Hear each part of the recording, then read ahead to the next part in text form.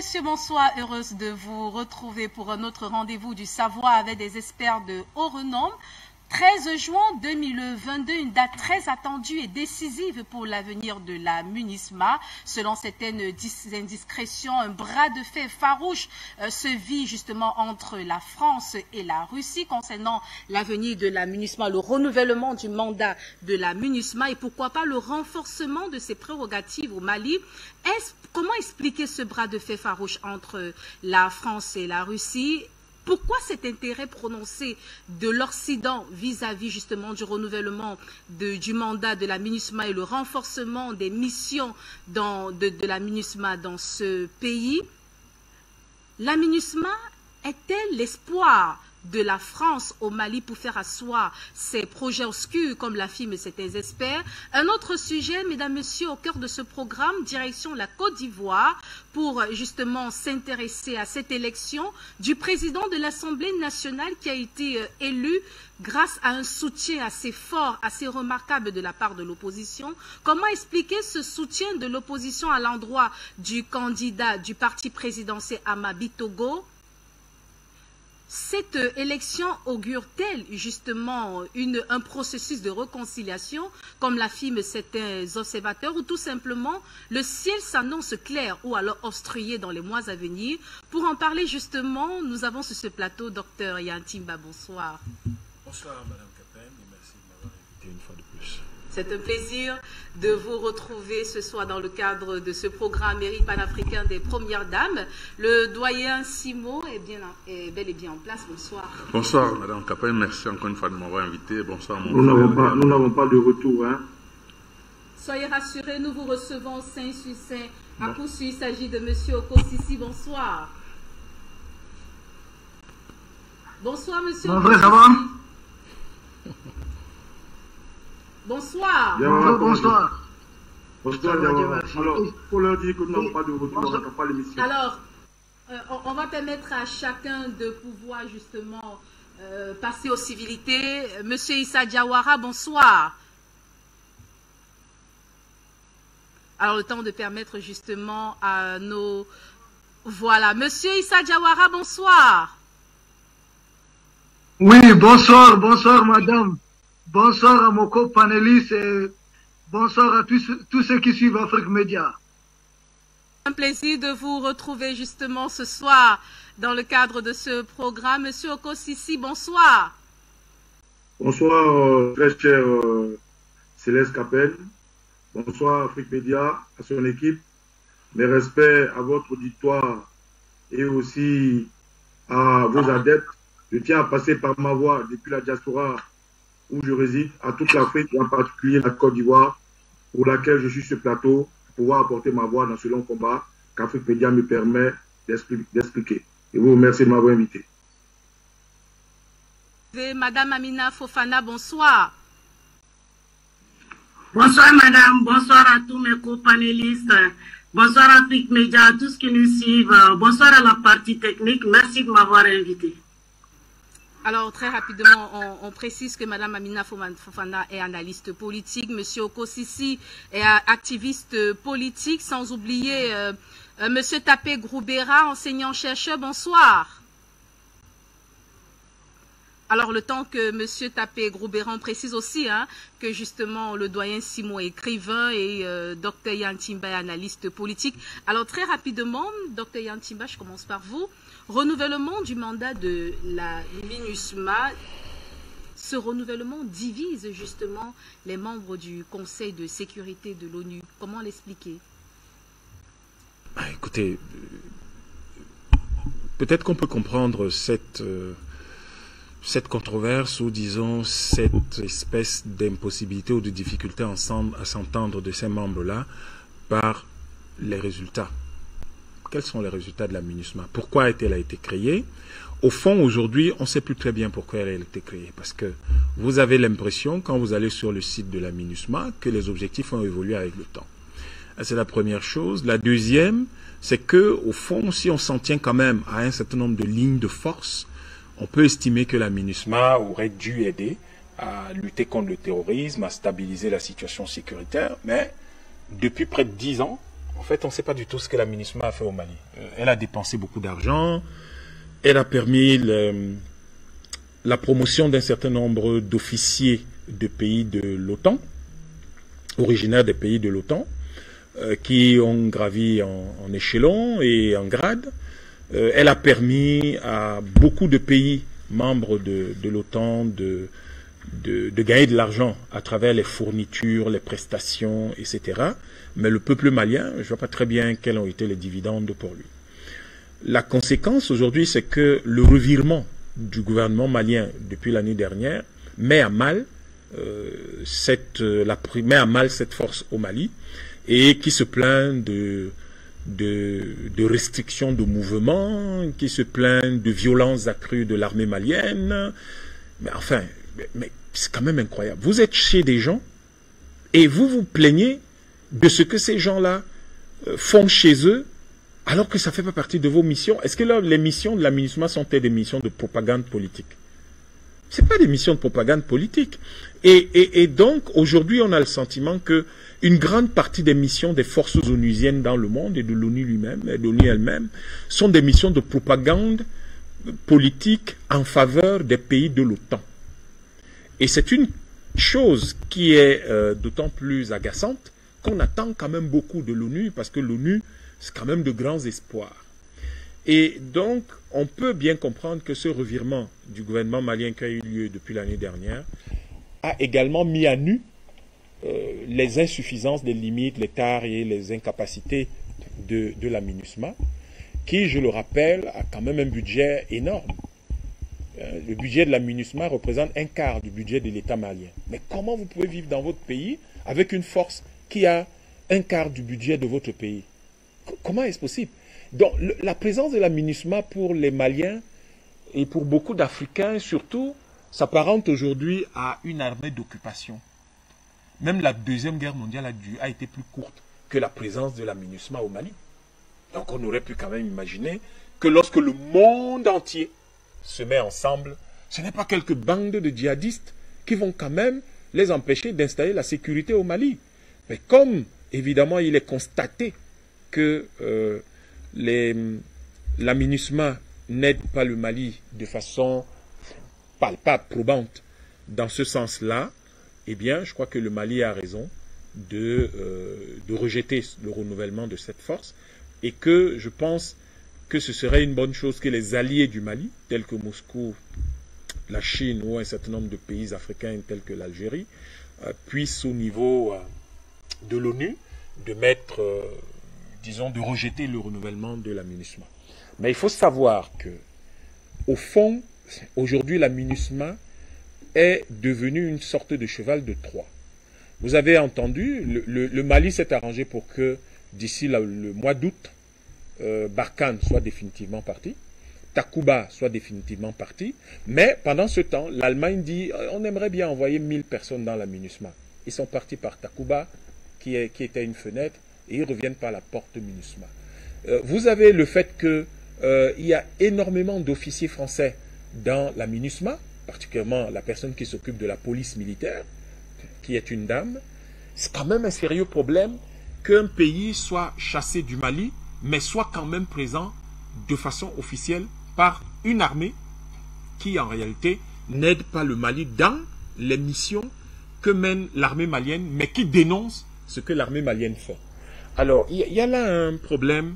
Je crois que ce qui pourrait être intéressant, c'est de comprendre qu'il n'y a pas seulement une volonté manifeste de la France et de l'Europe de rester au Mali, mais il y a là une situation de conflit international géopolitique entre, d'une part, la Russie et la Chine, et d'autre part, l'OTAN.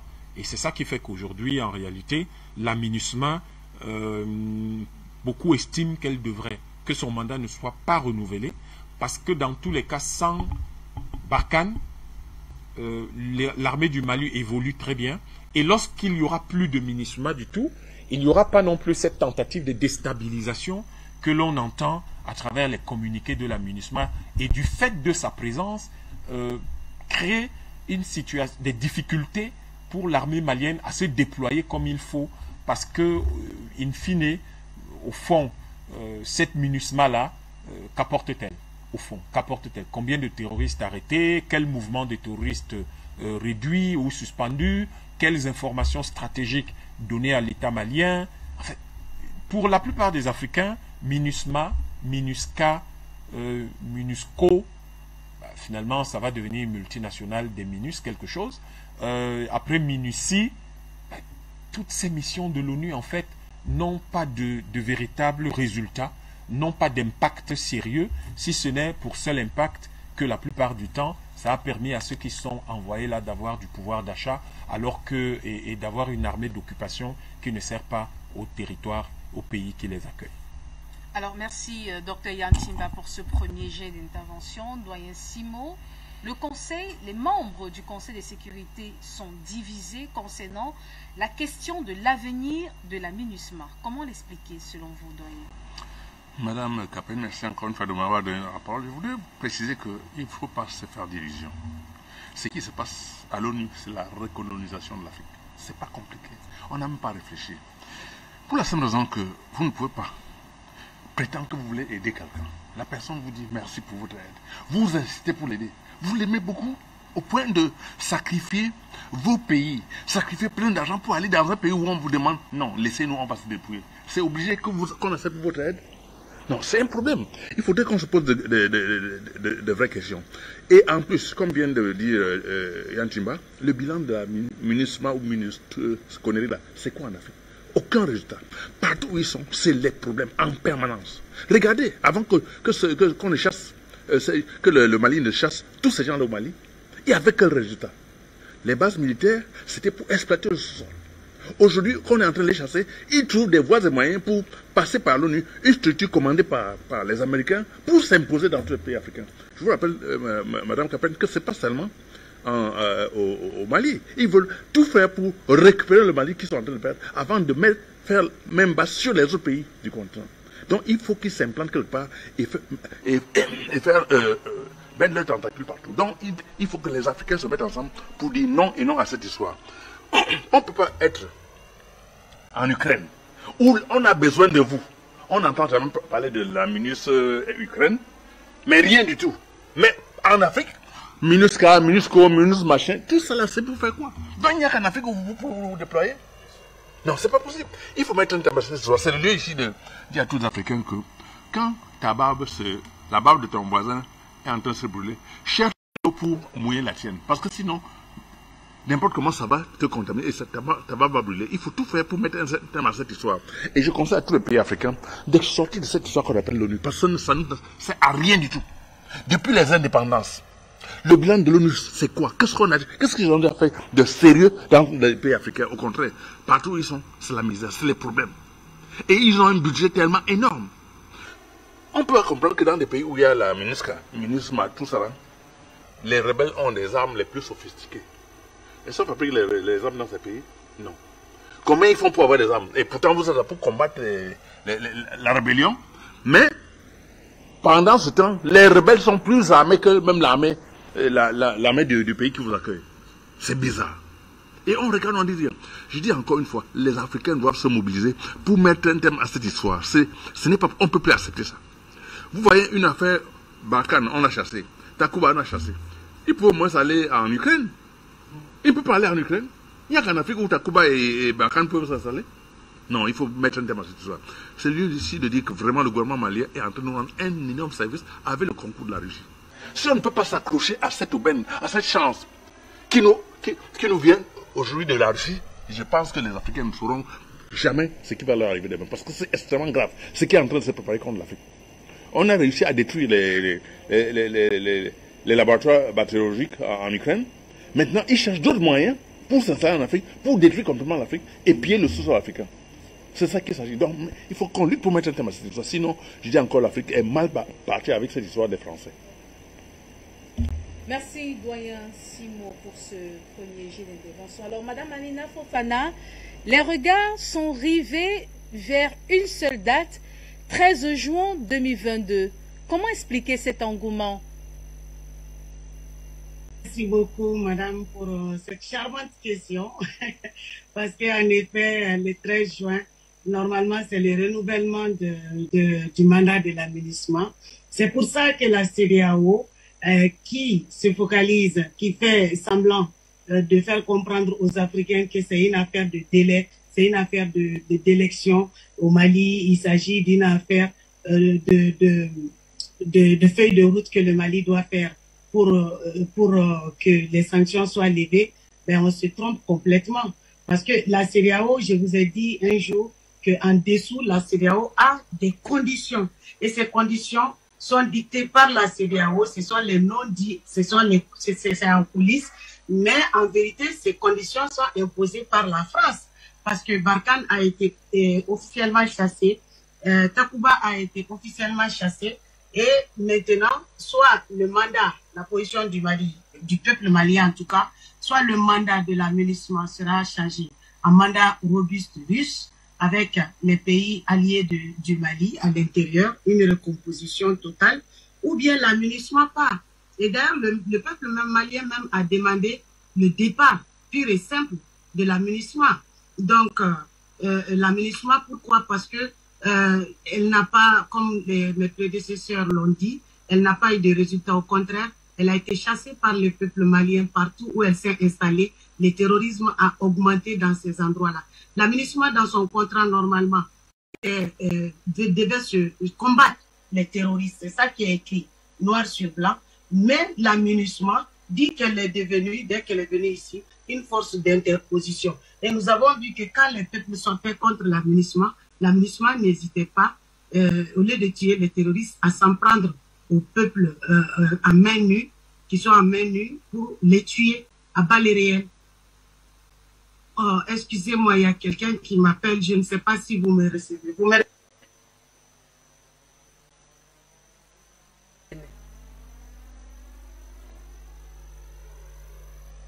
Alors, Monsieur Okosisi, le temps justement de permettre à Madame Amina Fofana de nous retrouver.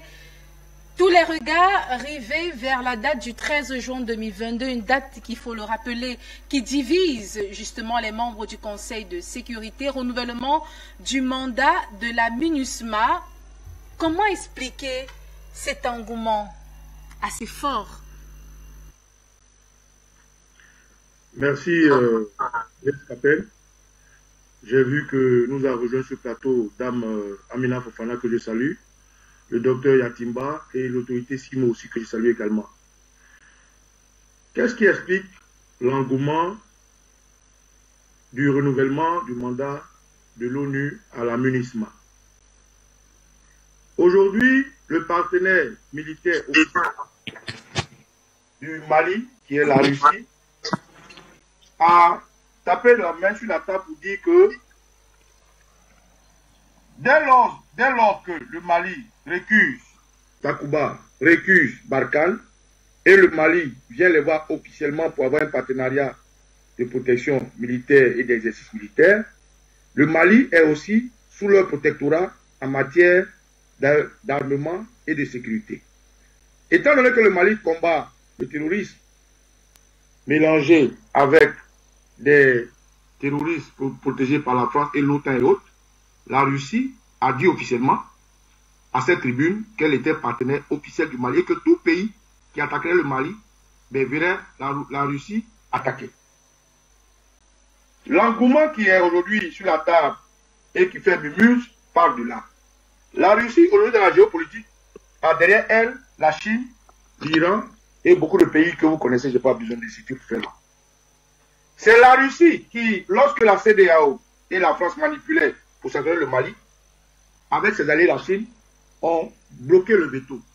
Et c'est ce qui fait aujourd'hui la fracture dans les élections et dans la discussion du renouvellement du mandat de la MINUSMA. Puisque la MINUSMA se veut être l'armée de l'ONU pour la protection des peuples, l'armée de l'ONU pour lutter contre le terrorisme, l'armée de l'ONU pour maintenir la paix. Donc, si la Russie aujourd'hui trouve que le Mali est capable de se défendre, si les alliés de la Russie aujourd'hui supportent la Russie, naturellement, le bloc de la Russie et le bloc de l'OTAN, avec à la tête Joe Biden, sont aujourd'hui en train de se tirailler pour voir qui gère le Mali si mandat de la MINUSMA doit être renouvelé. Voilà ce qui fait jaser. Pourquoi ça fait jaser? En Côte d'Ivoire, l'ONUCI a bénéficié de ce même mandat. Chez le président Kadhafi, paix à son âme, c'est sous le mandat de l'ONU, mélangé et torpillé par Nicolas Sarkozy, qu'il a été assassiné. En Côte d'Ivoire, ça a été pareil. Ils ont outrepassé leur mandat, même pour aller déloger un président. Lorsque le président Gbagbo a été délogé, les années qui ont suivi, l'ONU s'est retirée tranquillement parce qu'ils ont atteint leur cible. Au Mali, ils sont venus avec une chimère, plusieurs têtes, Takuba, Barkhane, plein de noms, et la MINUSMA. Au cas où un échoue, l'autre terminera la mission. Et comme le Mali, aujourd'hui, par leur patriotisme et par leur unité, a fini par chasser ceux qui faisaient problème, il reste aujourd'hui la MINUSMA. Parce que tout dernièrement, le Mali vient de chasser la force du G5. La force du G5 devait accompagner la MINUSMA dans leur tentative de déstabilisation du Mali. Et comme le Mali a vu le mal venir de loin, le Mali a pris ses prérogatives en récusant Takuba, Barkhane, G5 et autres, il reste la MINUSMA, naturellement, qui doit terminer ce qu'ils ont commencé parce qu'aujourd'hui, le régime d'Assimi Goïta va contre leurs intérêts. Le régime d'Assimi Goïta est en train de faire un éveil de conscience panafricaniste et panafricain. Le régime d'Assimi Goïta aujourd'hui est en train de donner des idées au pays pour aller à la fin de leur indépendance. Aujourd'hui, on ne vous parlera pas de la Guinée, on ne vous parlera pas du Burkina Faso et on ne vous parlera pas d'autres peuples, pourquoi pas la Côte d'Ivoire qui demain finiront par descendre à Santa Ouattara avec tout mon souhait.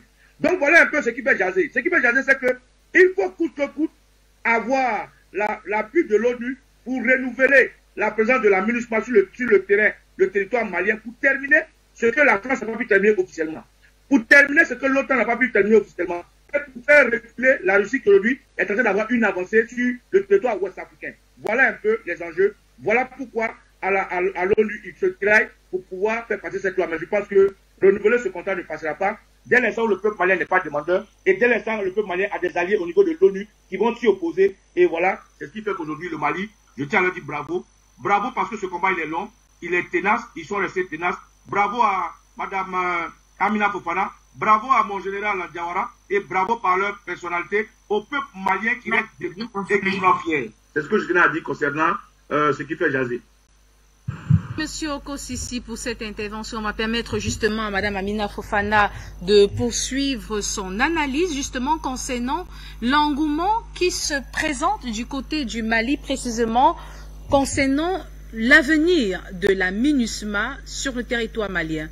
Vous avez la parole, Madame Amina Fofana. Ok, merci beaucoup. Écoutez, la MINUSMA n'a pas d'avenir ici. C'est ce que je disais, que le peuple a demandé carrément que la MINUSMA parte d'ici. Pourquoi? Parce qu'en vérité, c'est l'OTAN qui était ici au Mali.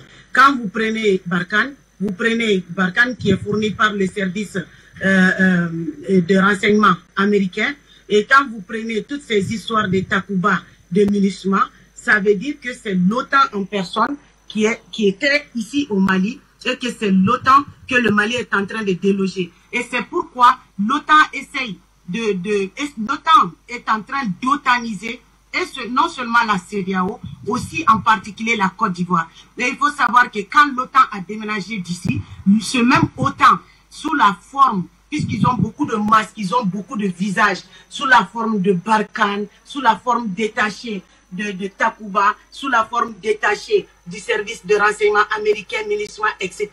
Tout ça, c'est l'OTAN. Donc, ce qu'il y a au Niger aujourd'hui, c'est l'OTAN. Et pourquoi la France est en train de vouloir se battre aujourd'hui coûte que coûte? Or, la France n'a plus d'accord de défense avec le Mali. Et qu'il est clair maintenant que l'accord de défense, c'est entre la Russie et le Mali. Donc, la Chine est partenaire avec aussi un droit de veto à l'ONU pour soutenir le Mali. C'est pourquoi quand Macky Sall va se rendre en France, après avoir fini de parler sagement et poliment à Vladimir Poutine, il va dire que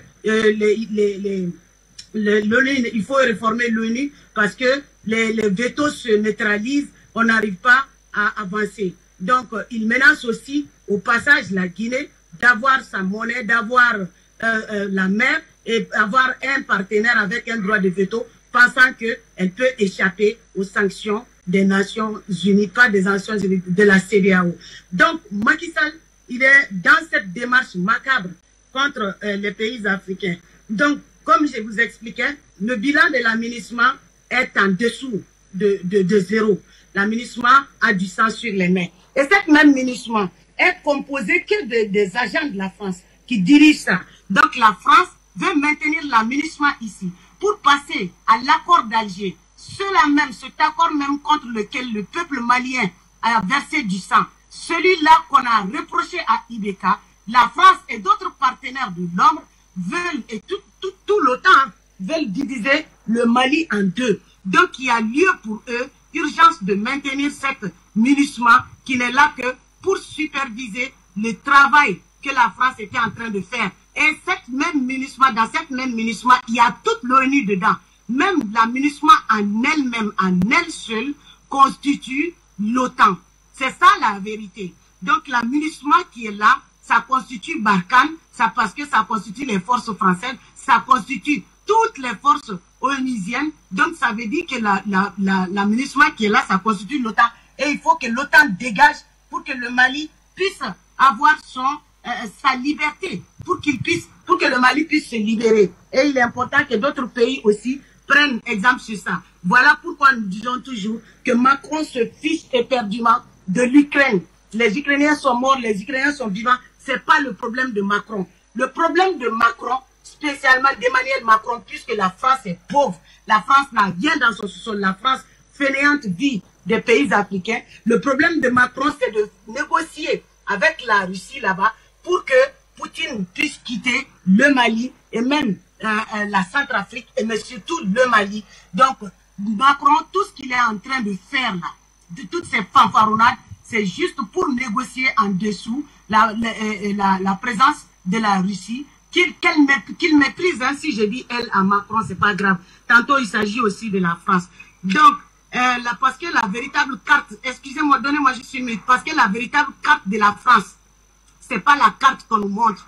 La véritable carte de la France, c'est la France, y compris les pays de l'Afrique centrale. Dans la véritable carte de la France, il y a les pays de l'Afrique de l'Ouest, les pays des Outre-mer, il y a Haïti, il y a les Antilles. Donc c'est tout cela réuni qui forme la véritable carte de l'empire de la France, l'empire colonial de la France. Parce que quand vous prenez nos pays là, vous allez voir qu'il y a l'argent de la France, la langue de la France. Nos sous-sols appartiennent à la France. Dieu merci pour le Mali, maintenant le sous-sol n'appartient plus à la France. Donc il y a tout ce... Nous on se promène seulement sur le sol, mais tout ce qu'il y a, même notre économie, tout ça appartient à la France. Nous travaillons pour la France. Donc le Mali est sorti de ce cadre. Il faut que les autorités maliennes sortent la MINUSMA du Mali ou changent le mandat de la MINUSMA en MINUSMA, un mandat robuste russe. C'est pour ça que la CEDEAO n'a pas levé la sanction. La CEDEAO n'a pas l'intention de lever les sanctions. Et je salue nos 10 autorités patriotes qui ont pris la décision de faire 24 mois pour proroger la transition. Je vous remercie. Merci Madame Amina Fofana pour cette analyse. Alors Monsieur Issa Diawara, nouveau mandat de la MINUSMA, la France accorde un grand intérêt. Comment comprendre? Ok, merci. Permettez-moi de saluer à nouveau tous ceux qui sont au plateau, et notamment ma sœur Amina Fofana qui vient de parler, mon frère Okosisi. Vous savez, la France veut renouveler le mandat de sa force alternative. La plus grosse erreur, c'est de comprendre, c'est de voir la MINUSMA comme une force d'interposition, ou bien une force neutre, ou une force qui veut faire la paix. La MINUSMA pour la France est une force alternative. Parce que si le Mali expulse Barkhane, le Mali se retire du G5 Sahel, qui était constitué des pays qui sont censés être les vassaux, les valets de la France, militairement, au secours de la France. Maintenant, il ne reste plus qu'à la France et des outils militaires au Mali. Ce sont des terroristes, et ensuite c'est la MINUSMA. Donc la MINUSMA est une branche armée de la France au Mali. Sinon, comment vous pouvez expliquer que c'est la France qui veut mouiller le maillot pour faire renouveler le mandat de la MINUSMA dans un pays où son diplomate a été expulsé? Ça n'a pas de sens. Maintenant, elle veut faire renouveler le mandat en quoi mettant dedans les questions des droits de l'homme. Pourquoi? Pour faire incriminer les autorités du Mali. Les questions des droits de l'homme sont prises en charge déjà par la constitution du Mali, par les textes en vigueur au Mali. Ensuite, il y a le Mali, vous avez de l'autre côté le Mali qui est pour un non-renouvellement. À défaut, si renouvellement doit avoir lieu, la MINUSMA doit être constitué de mandats offensifs. C'est-à-dire quoi? La MINUSMA doit combattre les terroristes. Or, les terroristes sont soutenus bien sûr par la France, sont financés par la France. C'est comme si vous demandez aux deux forces françaises présentes au Mali de se combattre. Voici l'opposition de la France pour ne pas que la MINUSMA soit dotée de mandats offensifs. C'est un peu cela aussi la difficulté. Et le Mali demande un autre commandement, mais ce commandement va aider les forces armées maliennes à détruire une fois de plus les terroristes français. Donc ça ne peut pas passer. Donc c'est là que vous allez comprendre, madame, la réponse à votre question, tous ces agissements de la France. Pourquoi la France a l'insomnie? C'est parce que les terroristes financés, mis en première ligne par la France, il y a un risque énorme de les voir combattre, non seulement par les FAMA, mais par la MINUSMA, si la MINUSMA passait sous commandement des forces russes. C'est là les dangers. Ensuite, le Mali, dans cette histoire, il faut voir les soutiens. La France a le soutien de tout le bloc occidental, dont le Sénégal, qu'il ne faut pas exclure. Parce que n'oubliez pas le discours de Macky Sall. Macky Sall s'est rendu en France juste avant ce sommet. C'était pour aller faire compte, il allait rendre compte de la mission, je l'avais dit sur Afrique Média. Il a été investi d'une mission de faire le chantage à la Russie dans cette fameuse histoire de bleu. Demander à la Russie de choisir entre l'Afrique et peut-être continuer de faire la guerre contre l'Ukraine. Et deuxième mission, il a rendu compte du blocage qu'ils ont fait contre le Mali le 4 juin au niveau du sommet, au niveau de ce qui s'est passé à Accra et des préparatifs du sommet du 3 juillet. Ensuite, comprenez que du côté malien, on assiste sur le non-renouvellement de ces fameux mandats de la MINUSMA, c'est ce qui est le cheval de bataille. Et ensuite, il y a les moyens de pression. Sur quoi la France compte? Parce que nous sommes dans une guerre ouverte entre le Mali et la France. C'est une guerre, madame, ce qui se joue. Une guerre, c'est sur tous les points, à tous les niveaux. Les moyens de pression. La France aujourd'hui utilise l'État islamique au Grand Sahara, l'IGS. Ces derniers jours, il y a de violents combats entre les forces armées maliennes, assistés des groupes armés pro-unité du Mali, c'est-à-dire qui sont opposés à la division du Mali. Le Mali et ses alliés combattent l'État islamique au Grand Sahara, qui est soutenu directement par la France, parce que lors de violents combats, les Mirages, les avions de combat français n'ont cessé de survoler les champs de bataille pour renseigner l'État islamique des positions de l'armée, des forces armées maliennes et de leurs alliés. Donc ça, c'est un peu le moyen de pression que la France est en train de mettre en jeu. Autre moyen de pression pour la France, le sommet qui est à venir pour triompher du renouvellement du mandat de la MINUSMA. Le 3 juillet, ce n'est pas gratuit que la France avait fait reculer le sommet au 3 juillet. C'est pour tout mettre en œuvre de son côté pour obtenir le renouvellement du mandat de la MINUSMA suivant sa politique. C'est-à-dire que la MINUSMA ne soit pas dotée d'un mandat offensif. Ensuite, vous avez de l'autre côté, le Mali aussi a ses moyens de pression. Le moyen de pression du Mali, bien sûr, c'est impossible du retrait du Mali à l'accord d'Alger, l'accord de paix. L'accord que la France a fait signer pour soutenir ses rebelles. Vous avez de l'autre côté la menace. Pourquoi beaucoup ne comprennent pas pourquoi le Mali n'avait pas utilisé toutes ses armes? Le Mali menace aujourd'hui aussi de se retirer purement et simplement du CFA, du franc CFA. Donc c'est du manque à gagner du côté de la France. Voici entre autres des outils que le Mali avait mis en côté.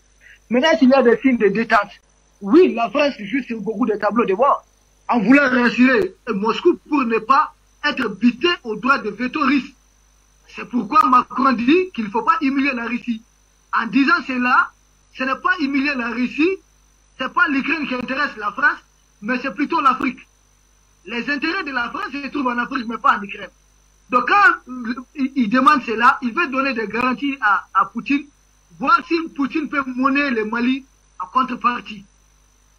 Des signes de détente du côté du Mali, c'est peut-être ce décret que vous avez vu pour gagner, bénéficier du non-renouvellement du mandat de l'aménagement, un décret qui prend en compte déjà le chronogramme électoral, un décret qui publie déjà, en tout cas, la volonté d'aller vers une nouvelle constitution qui fait partie effectivement du chronogramme électoral.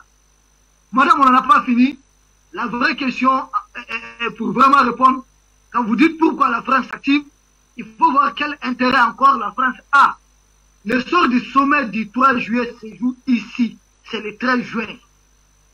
Et le mandat de l'aménagement est renouvelé, soit le mandat de l'aménagement est renouvelé, ou la France a la garantie de l'application de l'accord d'Alger. Voici les deux raisons fondamentales pour lesquelles la France est en train de se battre. Maintenant, il faut comprendre que l'aménagement ne combat pas. L'aménagement a quel résultat? Regardez les missions principales de l'aménagement. C'est protéger les civils. Aucun civil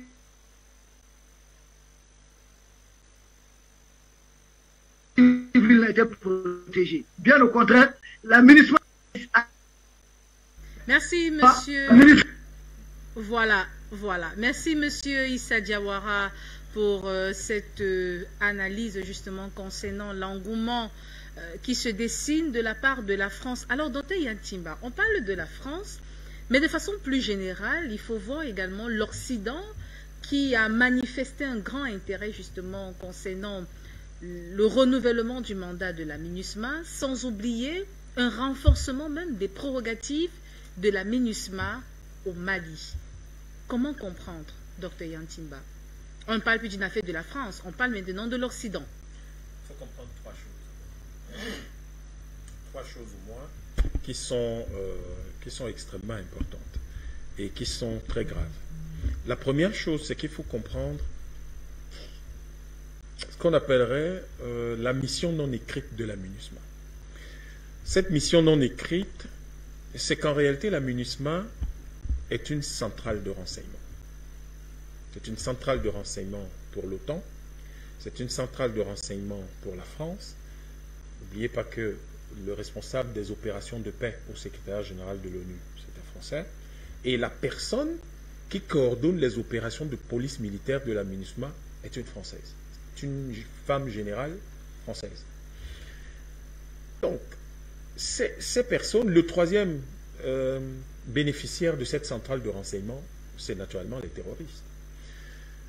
Pour l'OTAN et la France, cela permet de savoir quel est le niveau d'équipement et de compétence de l'armée malienne à chaque fois, et de savoir qu'est-ce qui est nouveau dans l'armement malien, quels sont les nouveaux hommes, ils ont été formés où, quel est leur niveau de compétence, etc. Ces informations sont importantes pour l'OTAN et pour la France. L'ONU, accessoirement, parce qu'au fond, l'OTAN s'en fout un peu de l'ONU, c'est du menu frétin.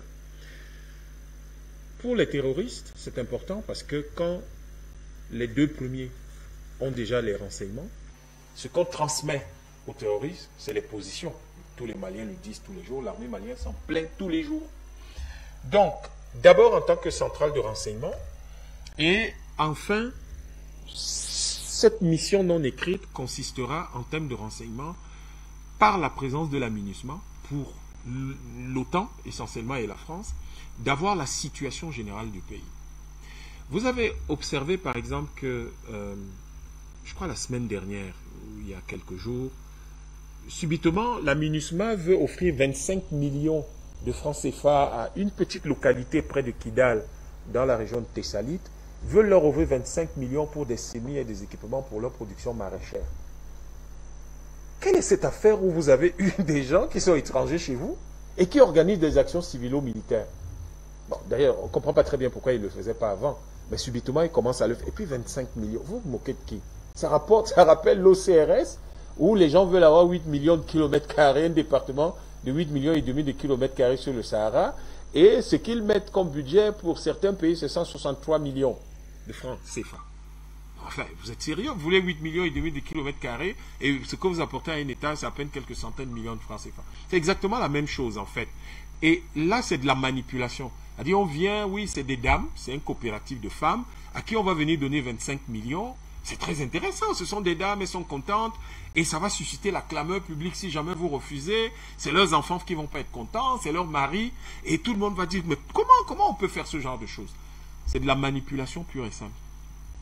Et cette manipulation permet en fait de sonder et de voir jusqu'à quel niveau il est possible de susciter la clameur publique. Et quel est finalement le niveau d'adhésion des populations aux idéaux que prône le gouvernement malien. Voilà comment on cherche à manipuler les gens. Et puis l'autre chose de la MINUSMA, on lui avait donné une mission d'interposition. Mais interposer par rapport à quoi? Est-ce que nous sommes dans une guerre entre le Liban et Israël? Et vous dites donc que vous venez vous interposer. Vous vous interposez entre qui et qui? Vous êtes dans le même pays. Et vous dites que vous vous interposez. Mais on comprend donc maintenant pour quelle raison est-ce que un président malien s'est fait recevoir par un président français dans le nord du Mali. Ça veut dire que clairement, la mission de la MINUSMA consistait à diviser le Mali en deux. Parce qu'il y a un projet d'atomisation des grands États africains par l'OTAN, essentiellement, qui est soutenu dans cette tâche par l'ONU. Ça a réussi au Soudan. Ça a échoué en Côte d'Ivoire, au Cameroun, en Éthiopie. Ça peine à démarrer en RDC. Et on voit très bien que ça a échoué également au Mali. Donc, en fait, voilà la situation exacte à laquelle nous faisons face. Donc, quand vous regardez tout ça, vous comprenez vers la fin que, en réalité, les gens ont besoin de se battre pour que la MINUSMA reste au Mali, parce que la présence de la MINUSMA leur apporte sur un plateau d'argent tous les renseignements dont ils ont besoin sans faire beaucoup d'efforts. Vous imaginez bien que lorsque vous avez des gens qui disent « Oui, nous voulons faire une mission à Osegua », Osegua, ce sorte de petit village dans le nord, dans la région de Tessalit, et où la MINUSMA se plaint « Ouais, l'armée du Mali nous empêche d'aller faire une mission. » Vous allez faire une mission parce que l'armée malienne l'accepte ou ne l'accepte pas. Vous n'êtes pas une force souveraine au Mali. La seule force souveraine, c'est l'armée malienne. Donc si vous voulez vous déplacer, puisque vous avez dit que vous ne combattez pas les terroristes alors que telle était votre mission première, donc tous vos mouvements doivent être ordonnés, tout au moins, tous vos mouvements doivent être autorisés par l'armée malienne, puisque sinon vous allez être une entrave à ces missions. Donc pour quelle raison est-ce que vous vous levez un beau jour, vous voulez aller dans un coin précis du Mali? Pourquoi? En réalité, ce qui se passe, c'est que les gens savent très bien pourquoi il faut y aller. Il faut y aller parce qu'il y a peut-être une opération prévue par l'armée malienne, et ils l'ont su dans le cadre des échanges entre les armées, ou parce que grâce au système satellitaire dont ils disposent, eux, ils ont vu les positions de l'armée malienne. Ils veulent y aller parce que c'est peut-être une poche où ils peuvent monter une certaine propagande. Ils veulent y aller pour 1000 raisons qui vont mettre l'armée malienne et le gouvernement malien en difficulté. Je pense que la bonne chose serait que dans 2 jours, la MINUSMA s'en aille. Mais le troisième élément extrêmement intéressant et délicat, c'est que la MINUSMA est un chantage monétaire pour le Mali. C'est un chantage monétaire qui est fait par la France au Mali. En fait, la MINUSMA part, nous risquons d'être très occupés à gérer ce problème et la masse monétaire, on ne va pas vraiment s'en occuper. Et vous vous retrouvez dans une situation où, en fait, on fait le chantage au Mali sous tous les angles. On lui fait du chantage à l'ONU, on lui fait du chantage monétaire. J'espère que le Mali va régler la question monétaire très rapidement. Et donc, voilà les vraies missions non écrites de la MINUSMA. Lorsque vous les avez identifiées, vous n'avez pas d'autre réaction que celle que le gouvernement malien a. C'est-à-dire, compte tenu de ces missions non écrites, vous n'avez rien à faire chez nous. Et l'autre chose, c'est que il est temps pour les Africains, et je crois que le Mali montre la voie en ce sens-là, c'est de dire aux pays de l'OTAN, il s'agit aujourd'hui de reprendre notre dignité et notre souveraineté. Et cette conquête de notre dignité et de notre souveraineté signifie que vous n'avez plus à être chez nous. Vous ne pouvez pas avoir... Regardez l'Europe. Il y a un conflit en Corse. Il n'y a pas de mission des Nations Unies là-bas. Il y a un conflit dans le Pays Basque et dans la Catalogne. Il n'y a pas une mission de l'ONU là-bas. Il y a un conflit en Irlande du Nord qui a même été très violent. Il n'y a jamais eu de mission de l'ONU là-bas. Laissez l'Ukraine. Laissez l'Ukraine. Je parle des problèmes qui sont internes à ces pays-là. Puisque la MINUSMA, c'est un problème interne. Regardez tous ces problèmes qu'ils ont là-bas. Mais vous ne voyez jamais la MINUSMA. Vous n'avez jamais des missions de l'ONU. En fait, la question que vous posez, c'est de savoir Que se passe-t-il? Bon, alors, le Yémen, là, je crois qu'ils viennent de créer une mission, il y avait une mission, je crois. Bon, alors, les missions de l'ONU, un peu comme la CPI, hein, un peu comme la fameuse CPI, ne concernent jamais les pays occidentaux. Les missions de l'ONU, la seule fois ils l'ont essayé dans un pays qui est dans leur camp, c'est quand ils ont eu une mission en Israël. Israël a d'ailleurs bombardé tout ça.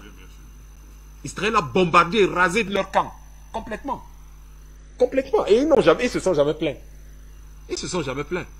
Donc, l'idée, c'est que tout cela ressort de la charte de l'impérialisme et du Code noir. Nous ne pouvons pas nous permettre d'avoir des armées d'interposition dans nos pays ou des armées de l'ONU dans nos pays parce que nous sommes supposés être puissants et capables de nous organiser. Ceux-là, ils n'ont aucune initiative politique à prendre, ils n'ont aucune initiative historique et nous devons à chaque fois nous assurer que nous les mettons sous contrôle. Donc on va organiser une mission des Nations Unies qui va aller s'installer au Mali pendant 10 ans. Et vous allez leur demander, pendant 10 ans que vous êtes installés au Mali, vous avez fait quoi? Les gens sont passés du grade de capitaine à celui de colonel, du grade de commandant à celui de général. On a importé du matériel pour des centaines de milliards de francs CFA. Les gens se sont enrichis à travers le monde, sauf en Afrique, sauf au Mali, là où ils sont. Grâce à ça, le peuple malien n'a pas reçu sur 1 milliard de dollars de budget l'année dernière. Le peuple malien n'a pas reçu la moitié. En fait, ce à quoi nous faisons face, voyez-vous, c'est tout simplement à la continuation de la colonisation par d'autres moyens. Or, les Africains ont bien flairé, ont levé le lièvre. Et ils disent, la colonisation, c'est terminé.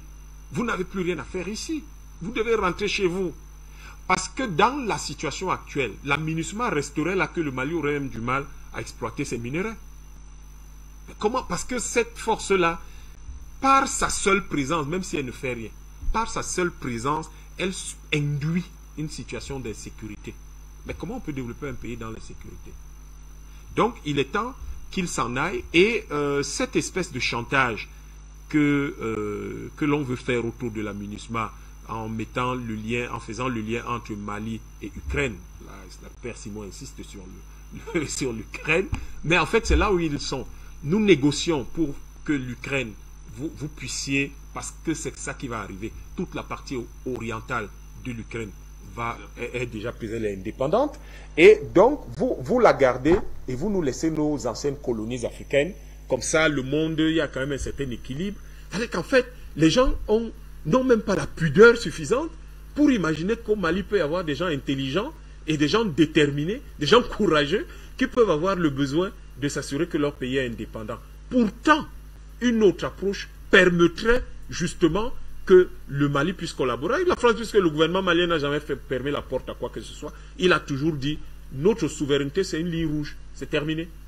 Tant que vous ne franchissez pas cette ligne rouge, on n'a aucun problème. Chaque fois qu'ils l'ont franchi, le gouvernement malien a réagi. Et cette stratégie qui consiste à tout simplement les observer et chaque fois qu'il y a une faute, à la corriger, je crois que là encore, ils sont en train d'en commettre une. Donc la MINUSMA n'a plus rien à faire au Mali de mon point de vue. Et je crois que le gouvernement malien serait bien avisé de refuser ce renouvellement-là et qu'il se repose plutôt sur son partenaire russe en matière de sécurité, parce que nous avons vu là des résultats en quelques mois et nous sommes persuadés que d'ici la fin de l'année, nous aurons des choses encore plus intéressantes. Alors, doyen Simo, la MINUSMA a dressé un bilan négatif des forces armées maliennes dans le rapport. Le dernier même en date a été transmis au Conseil de sécurité de l'ONU, accompagné justement d'une lettre faisant état de la dégradation de la situation politique mais également sécuritaire.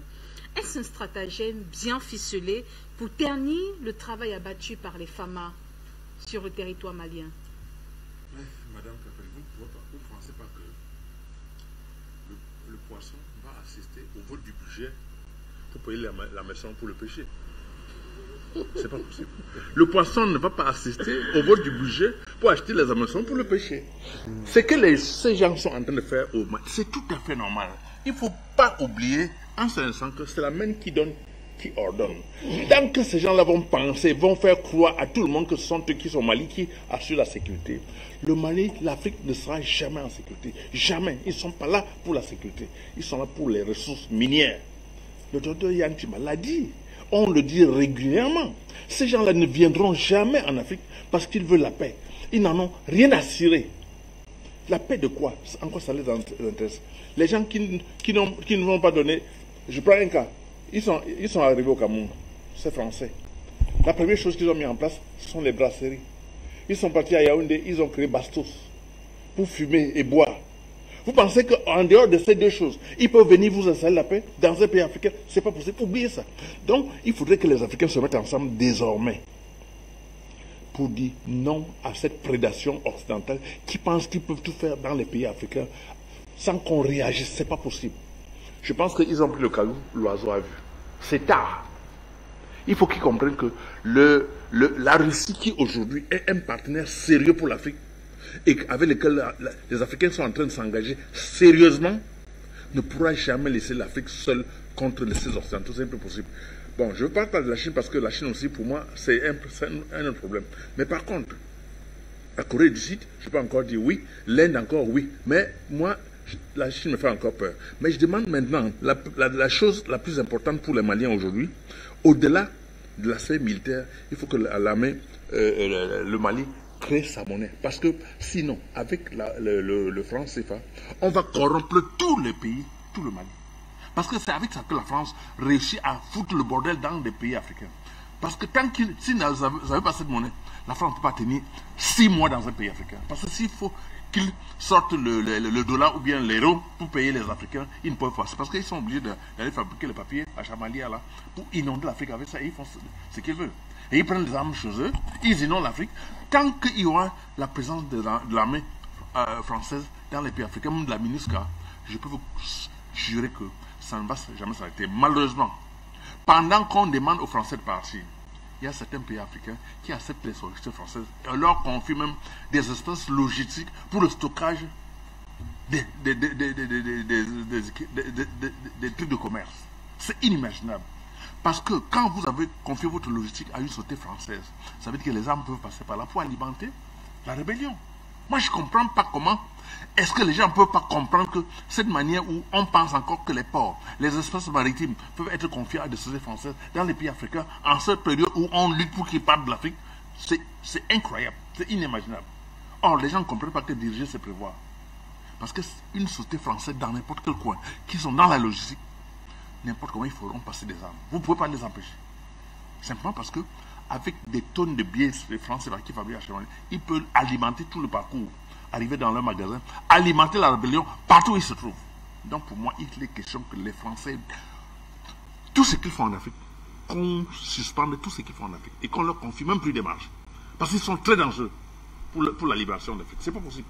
Tant qu'ils sont là pour n'importe quoi, on ne peut pas être en paix. Soyez-en sûrs. S'ils passent par tous les moyens de la MINUSCA, comme ils sont en train de le faire par l'ONU pour s'introduire en Afrique, si on leur donne la moindre occasion de s'installer sur le plan commercial dans un pays africain, ils vont utiliser le même stratagème pour s'installer. Et pour foutre de bordel dans les pays africains, on va voir les gars partout, on va se poser la question d'où viennent les armes. Or, on ne fabrique pas les armes.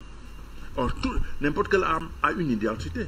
Malheureusement, ce n'est pas une armée africaine qui va prendre les armes et aller présenter et dire que ce sont les armes françaises. Ils peuvent les traficoter n'importe comment et inonder l'Afrique et dire que c'est des armes venues d'ailleurs.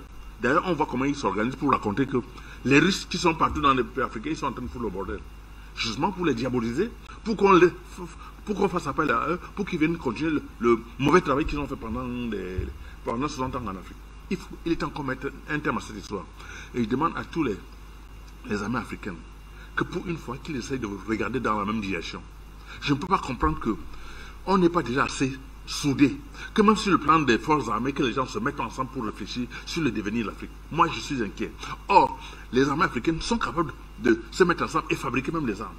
Et alimenter tous les pays africains. Qu'est-ce qui se passe? On a toutes les ressources, toutes les matières pour le faire. Qu'est-ce qui se passe dans les pays africains?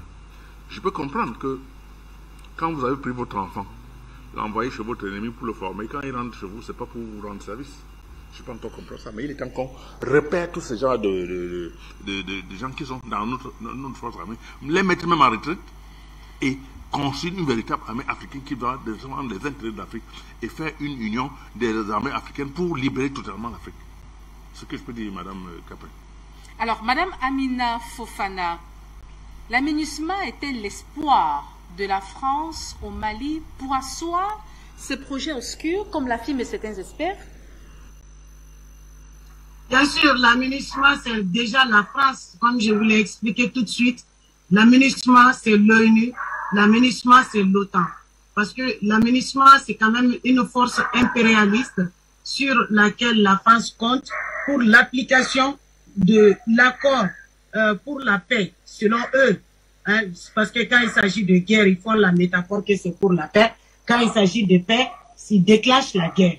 Donc, pour l'accord de paix d'Alger, dont les séparatistes, certains séparatistes au nord, qui est composé par une organisation qui a pris les armes contre son propre pays, qui s'appelle la CIMA, et soutenue par l'Algérie aussi en parallèle.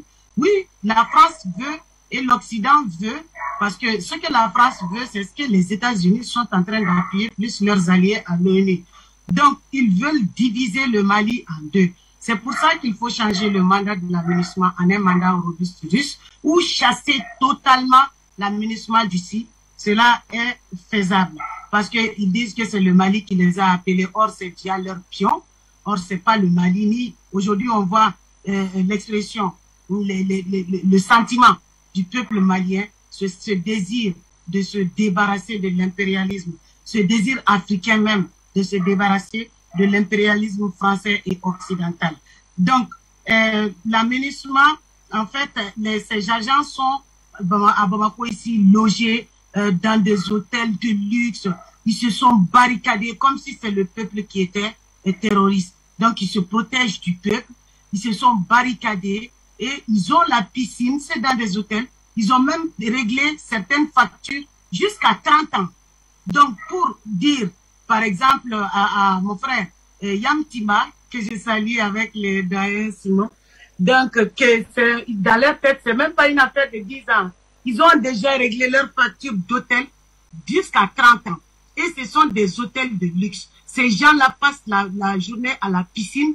Et ceux qui sont ici à Bamako passent la journée à la piscine, passent la journée entre les endroits non fréquentables qui n'ont rien à voir avec leur mission. Ces gens ne foutent rien ici. Ils pillent juste, ils aident la France à piller le Mali. Ils aident la France à appliquer l'accord d'Alger. Et pas seulement la France, ils aident l'Algérie, ils aident l'OTAN. Et eux-mêmes, ils sont l'OTAN. Parce que l'OTAN, comme je l'ai dit, est venue au Mali, en Afrique, sous plusieurs formes. C'est que lorsqu'ils attaquent les pays arabes, qu'ils décrètent, ils déclarent qu'ils sont l'OTAN.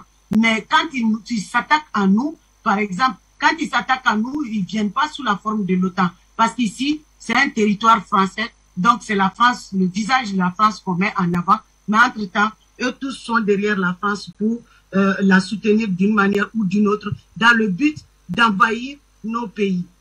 Donc, les agents de la MINUSMA ont déjà réglé, comme je le disais, pour 30 années, 30 années d'hôtel pour rester au Mali.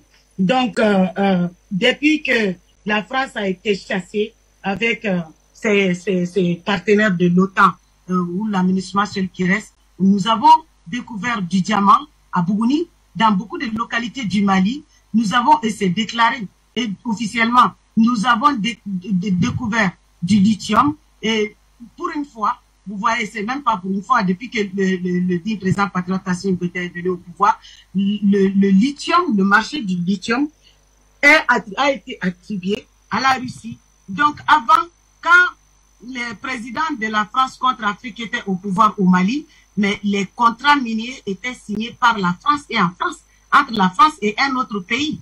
Et le Mali n'avait rien, n'avait même pas son mot à dire.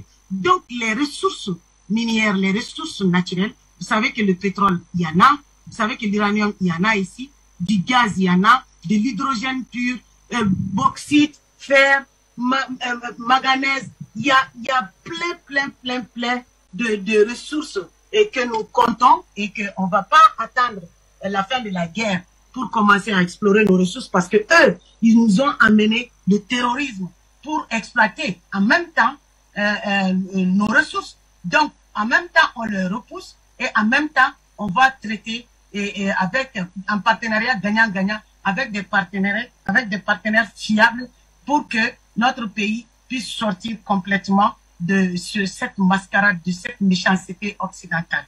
Donc tout cela, dans tout cela, il y a aussi ce que le doyen vient de dire, le doyen Simondé, il a dit qu'il faut se débarrasser du franc CFA, effectivement, parce que tout ce qu'on va faire comme affaire avec un autre partenaire, si nous continuons à consommer du franc CFA, cela veut dire qu'une bonne partie de notre économie va aller directement dans les caisses de la France, puisque le rouble n'est pas consommé ici, puisque le CFA n'est consommé nulle part, même pas en France. Le CFA est échangeable seulement via l'euro.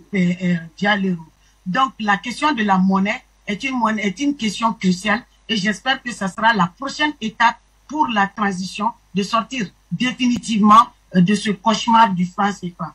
Donc en plus de cela, l'Occident est en train de préparer avec la CEDEAO pour l'instant, ils sont en train de préparer une troisième guerre mondiale. Même si les États-Unis ont envoyé une lettre qui vise à amadouer un peu le Mali, disant qu'ils félicitent le Mali, bon, ils acceptent en un mot, ou en quelque sorte, les 24 mois de transition, de prorogation de la transition, mais c'est un leurre, parce que les mêmes États-Unis sont contre la Russie, et les mêmes États-Unis sont contre le Mali ici avec la France, et ces mêmes États-Unis veulent armer la Côte d'Ivoire, veulent armer comment ça s'appelle, le Niger, veulent armer même Macky Sall et beaucoup d'autres pays africains pour s'attaquer physiquement au Mali et déclencher une guerre. Les mêmes États-Unis sont en train d'organiser, l'Occident en tout cas, une guerre entre Paul Kagame, une guerre officielle, une guerre ouverte entre Paul Kagame et Tshisekedi, une guerre qui était là depuis pas mal d'années, depuis toujours, on peut dire ça comme ça. Pourquoi? Parce que le sol congolais est très riche.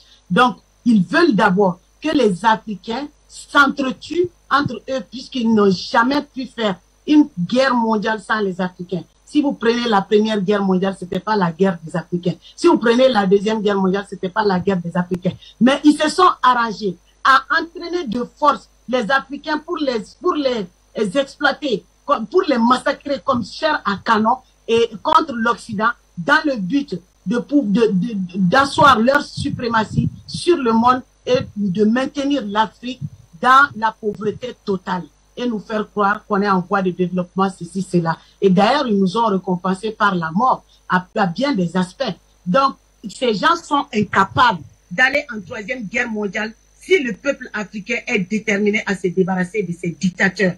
Donc, ce sont nos dictateurs, une fois de plus, les pions de l'Occident posés là, à la tête de nos pays qu'on appelle par président démocratiquement élu. Or, ce sont des terroristes, des putschistes qui veulent entraîner, qui sont en train d'ailleurs de passer à l'otanisation, non seulement de l'Union africaine, à l'otanisation de la CEDEAO. Si les Africains ne savent pas ce que ça veut dire là, ça veut dire que les États-Unis sont en train, l'Occident est en train d'organiser une troisième guerre mondiale. Et pour cela, les pays qui ne sont pas alliés des États-Unis, il faut d'abord qu'on s'entretue, il faut que ces pays soient neutralisés. Et quand ces pays seront neutralisés, ceux qui sont soumis à l'Occident, qui pensent que l'Occident c'est leur ami parce qu'ils lui doivent leur place, parce leur ventre est insatiable du franc CFA ou autre, donc ces pays-là, ils vont les envoyer contre la Russie et ses alliés. Ils vont les envoyer à la guerre. L'Occident, vous avez vu que Joe Biden, le vieux père des Occidentaux, a bel et bien dit qu'il va combattre la Russie jusqu'au dernier Ukrainien. Et en même temps, il dit que aucun Américain n'ira mourir pour l'Ukraine. Donc, le problème, c'est que les peuples occidentaux, les peuples africains doivent suivre l'exemple du Mali. Parce que l'exemple pourquoi on ne s'acharne pas sur Touadéra. D'ailleurs, je félicite le président de l'Afrique centrale et l'Union africaine qui fait comme si Touadéra n'était pas là. Touadéra, la Russie est là-bas. Touadéra est passé au Bitcoin. Mais on n'en voit pas d'acharnement sur Touadéra. Mais le problème même de l'Afrique profonde, c'est l'Afrique de l'Ouest. Vous voyez ces présidents comme Macky Sall, comme Ouattara, récemment comme Bazoum, tous ces traîtres-là de présidents qui entourent les pays révolutionnaires, qui ont toujours tué nos dirigeants patriotes, ce sont ces pays-là, ces présidents-là qu'il faut balayer. Et la responsabilité revient encore, je le dis et je le répète, aux militaires maliens qui doivent prendre exemple sur le dit président patriote Assimi Goïta, parce que c'est ça qui va éviter la 3e guerre mondiale. Si la jeunesse africaine se mobilise, il y aura plus jamais de guerre mondiale. Ce qu'il va y avoir là, c'est que l'Occident va descendre de ses nuages, de son Jupiter, et puis l'Afrique va avoir de meilleurs collaborateurs, va profiter de ses ressources naturelles, comme le Mali est en train de le faire maintenant. Et nous allons avoir dans un premier temps une position intermédiaire. Et c'est ça que les Africains doivent comprendre, que ce que le dit président patriote Touadéra a fait, c'est une prise de responsabilité. Et c'est un courage que les dirigeants, les autres dirigeants, ne peuvent pas avoir en aucune manière, parce que ce sont des marionnettes posées là par l'Occident. Ils sont incapables d'affronter, de se battre pour leur peuple. Ils sont incapables. C'est des bounties, c'est des blancs qui sont noirs à l'extérieur. Donc, ce que le dit président patriote, l'autre là, il a fait, Touadéra, ces gens ne peuvent pas le faire. Maintenant, c'est le modèle malien qu'il faut calquer, c'est le modèle malien qu'il faut appliquer. Donc, si les peuples se mobilisent comme le Mali, comme au Mali, vous allez voir que on va souffrir un temps, mais on sera libre pour toujours, pour tout le temps. Oko Sissi, partagez-vous l'avis selon lequel la MINUSMA est un chantage monétaire pour le Mali? Non, je ne partage pas cet avis, parce que c'est deux couloirs carrément différents. En quoi la MINUSMA serait un chantage pour le Mali? Soit la question est mal posée, soit ça a été mal formulé. Vous voyez, la monnaie, j'ai entendu mes prédécesseurs parler de le Mali doit faire sa monnaie. C'est vrai, mais ce n'est pas l'étape immédiate du Mali. Aujourd'hui, l'étape immédiate du Mali, après l'avoir sécurisé, c'est de ramener les institutions du Mali au point où il était. C'est la marche des Maliens. C'est le soulèvement populaire qui a amené des patriotes maliens à asseoir le régime. Et cette population marchait parce qu'elle était en insécurité. Donc, le challenge direct, le challenge premier était de sécuriser la population. Voilà ce qui a amené Assimi Goïta, ses camarades, et le docteur Choguel Kokala Maïga au pouvoir au Mali. C'est dans cet esprit-là, cet objectif-là, que tous les Maliens soudés sont avec eux. Les Maliens ne sont pas levés pour marcher parce qu'ils devaient changer leur monnaie, non. Les Maliens ne sont pas levés pour marcher parce qu'il y avait une mauvaise gouvernance, non. Les Maliens ont marché parce que leur ville, leur pays était en train d'être terni de la carte. Des zones étaient en train d'être arrachées par des terroristes, des Français déguisés en terroristes. Donc l'objectif primaire du soulèvement du peuple malien était au secours, venez nous aider, nous sommes en train de finir sur la terre. Assimi Goïta et ses amis sont levés, ils ont pris les armes, ils sont en train de sécuriser le pays, ils sont chez un partenaire qui est fort, et derrière le partenaire, ils ont tissé un lien géopolitique stratégique qui est fort. Voilà les étapes crescendo dans lesquelles le Mali évolue. Tous ceux qui ont voulu les prendre à contre-pied ont été éjectés, comme l'ambassadeur du Mali et de la France au Mali, comme les médias qui faisaient la propagande, qui voulaient détruire le Mali, comme les forces étrangères que ma conseillère appelle l'OTAN et que j'apprécie bien la dénomination parce que quand on voit dans une armée toute l'Europe déguisée à l'intérieur, c'est vraiment l'OTAN. Comme aujourd'hui les terroristes de Azawad avec lesquels le Mali est allé discuter hors des frontières maliennes pour avoir une accalmie. Et tout ça, voilà un peu le Mali marche dans sa logique. Aujourd'hui, le volet diplomatique géré très bien par Choguel Maïga et les autres et ses autres camarades amène le Mali à passer à la deuxième phase. La deuxième phase, c'est quoi? C'est-à-dire organiser les élections, ramener l'état du droit, ramener le Mali dans le giron du jeu démocratique et politique. Et une fois que le Mali a choisi maintenant son dirigeant démocratiquement installé, en ce moment, la troisième étape, ce serait de donner au Mali de se doter d'instruments de souveraineté dont la monnaie. Donc, non, si on me pose la question de savoir est-ce que la MINUSMA, c'est pour contrer le Mali à rester dans l'UEMOA, je dirais non. Parce que c'est deux entités vraiment diamétralement opposées, deux entités différentes et qui ne répondent pas de la même manière. Parce que la MINUSMA, tant bien même, c'est des Français qui sont déguisés dans les armées de l'ONU, répondent directement de l'ONU. Et l'ONU, ce n'est pas l'ONU qui gère la monnaie des pays.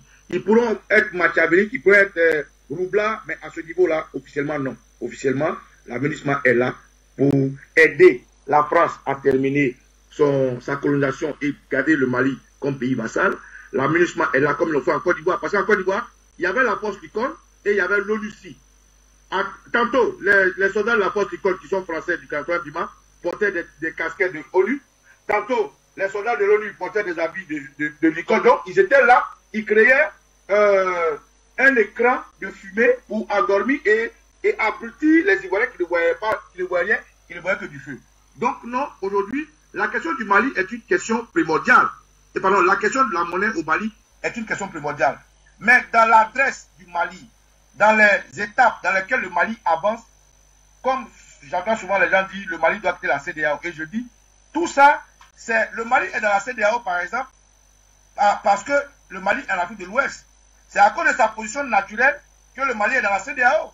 Regardez quand la Mauritanie s'est retirée, la Mauritanie est rentrée dans une autre formation régionale. Pourquoi? Parce que la position du Mali, contrairement à la Mauritanie, est carrément différente. Le Mali est au cœur de l'Afrique de l'Ouest. Le Mali ne peut pas se soustraire de la CEDEAO. De la même manière que le Mali aujourd'hui ne peut pas frapper monnaie, parce que le Mali s'amuse à frapper monnaie, alors qu'il n'a pas un président légal, parce qu'il est un président légitime. Parce que Assimi Goïta, il est légitime, mais il n'est pas légal. Quand ils auront un président légal, un président légitime, un président voté qui va aujourd'hui jouer le rôle démocratique, rencontrer ses pairs, ça et là, quand ce pays-là sera au-delà des embargos, ce pays pourra frapper sa monnaie et cette monnaie va bien se porter parce que le Mali a assez de richesses de compétir et surtout qu'aujourd'hui le Mali est propriétaire de son sol et de son sous-sol. Mais le MINUSMA est là pour faire tomber le régime du Mali. La MINUSMA est là pour amener le Mali comme ils font aujourd'hui avec les autres pays. La MINUSMA est là pour avoir les relais de la Côte d'Ivoire parce que je vous informe que Alassane Dramane Ouattara a déjà été convoyé en armement pour lutter contre le Mali. Ils ont déjà attaqué le Mali les a repoussés dans la tentative de coup d'État. Ils sont retrouvés dans les frontières du côté Côte d'Ivoire qu'on appelle Tengrela, grâce à la force de la FAMA. Aujourd'hui, des pays comme le Niger aussi sont des bases arrières du Mali. Je vous ai dit ici sur ce plateau que ces formations sont faites au Libéria et c'est tous ces pays-là, aidés par le Ghana, qui prennent le Mali, si vous voulez, en sandwich. Donc aujourd'hui, la MINUSMA est là pour coordonner toutes ces actions-là, pour arriver à bout de ce que la France n'arrive pas à faire, pour arriver à bout de ce que le Mali a déculotté la France. La MINUSMA est là pour terminer le départ de la force Takuba, de la force Barkhane, le départ de Jet Sahel, le départ de l'armée de l'ambassadeur de France, le départ des yeux, c'est-à-dire les médias. Et je tiens à dire au Mali, je le dis ici à Mme Fofana et à Diawara, qu'il faut que dans leur démarche d'empêcher le renouvellement du contrat de la MINUSMA, ils pensent aussi à fermer tout ce qui est centre culturel français. Je répète, il faut que la jeunesse malienne songe à fermer tout ce qui est centre culturel français, parce que ces centres-là et les ONG françaises sont des relais et des mains et des yeux de la France toujours pour garder ces gens-là en état vassal. Donc voilà un peu ce que je voulais dire. Dans la question pour répondre franchement, non, la MINUSMA est une autre entité, a un autre rôle, et la force, la monnaie est aussi une autre entité qui va venir avec le temps. Mais il faut que le Mali prenne les mesures de suivre crescendo, les étapes après les étapes. Issa Diawara, Russie-France, le Mali est-il au cœur d'une guerre froide à l'ONU? Oui, bien sûr. Bien sûr, bien sûr. Le Mali est au cœur d'une guerre froide à l'ONU, ça c'est très clair. Et vous savez, il faudrait voir quel intérêt aujourd'hui les forces onusiennes servent au Mali. Est-ce que les forces onusiennes servent les intérêts du Mali? La réponse est non. Les forces onusiennes servent les intérêts, bien sûr, du bloc occidental, notamment la France. Les forces onusiennes sont là uniquement à compter le nombre de morts, par exemple. À Moura, quand le Mali a vaincu les terroristes, c'est de compter des terroristes comme des civils, des gens qui étaient inoffensifs, qui sont non armés. Il faut voir la MINUSMA comme aujourd'hui en train d'élaborer un rapport, chaque fois des rapports pour essayer d'incriminer le Mali. Donc la MINUSMA ne sert pas les intérêts du Mali. Les intérêts du Mali, c'est aider le Mali à combattre les terroristes. Est-ce la MINUSMA a une fois aidé le Mali à combattre les terroristes? La réponse est non. Est-ce la MINUSMA a une fois protégé des civils d'une attaque des terroristes? La réponse est non. Donc la MINUSMA sert visiblement les intérêts de la France. Donc la MINUSMA a pris parti. Madame, la MINUSMA est un moyen pour la France de détourner, pour le bloc occidental, de détourner les fonds de l'ONU pour renforcer par exemple l'armée française. Sachez que la MINUSMA, docteur Timaï l'a dit, a un budget qui triple le budget de la défense du Mali. C'est plus de 3 fois le budget de la défense du Mali, sans aucun résultat sur le terrain. À quoi sert cet argent, ce budget? C'est la France qui détourne ce fonds. La MINUSMA est un moyen pour la France de piller notre contribution au niveau de l'ONU. Vous devez comprendre que ce qui se joue ici, c'est la bataille de la présence française. C'est le redéploiement des forces françaises qui ne trouveront nulle part où s'installer, où se recaser. Madame, le Mali fait plus d'1 240 000 km², plus de 2 fois la France. La France avait à peu près 5 grandes bases militaires au Mali, voire plus. Je parle des grandes bases militaires.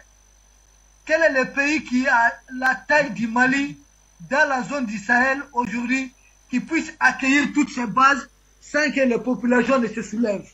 C'est là tout le problème. Et quand le Mali demanderait encore une fois de plus le départ des forces supplétives de la France, notamment la MINUSMA, où est-ce que ces forces-là seront recasées, en plus déjà des effectifs de Barkhane et de Takuba? Où recaser ces forces? Le problème de recasement de ces forces aujourd'hui pose un problème véritable. Et cela engage quoi? C'est la perte de ce qu'on appelait le précaré français. C'est l'appauvrissement de la France qui commence. Et la rétrocession de la France au rang d'un pays émergent. La France va quitter les rangs des pays développés pour redevenir un pays émergent. Et même l'Union européenne est engagée dans cela. Parce que chaque fois nous disons la France. Mais sachons que c'est que la France nous vole. L'Union européenne en bénéficie. Puisque la contribution au niveau du budget de l'Union européenne, c'est un pourcentage de chaque PIB, du PIB de chaque nation. Aujourd'hui, au sein de l'Union européenne, après l'Allemagne, c'est la France qui se positionne. Si la France se positionne, c'est parce que la France nous vole bien. Et ça arrange bien sûr les affaires de l'Union européenne. Madame, c'est ce qui se passe. On dit que l'Union européenne finance l'Union africaine, finance la CEDEAO, finance la MINUSMA. C'est pourquoi ces gens-là sont censés nous commander. Mais ils ne nous financent pas. C'est nous qui faisons qu'ils nous financent. Parce qu'ils nous financent à partir de ce qu'ils nous volent. Ce n'est pas à partir des impôts de leurs citoyens qu'ils financent là, ces entités. C'est à partir de ce qu'ils nous volent qu'ils sont en train de nous financer. Et effectivement, comprenez aujourd'hui que le Mali est effectivement au cœur d'une guerre froide qui se précise de jour en jour entre bien sûr le bloc de l'Est et bien sûr le bloc occidental. Qui ce bloc occidental? Le bloc de l'Est qui n'a pas un passé colonial ici en Afrique et aujourd'hui qui utilise son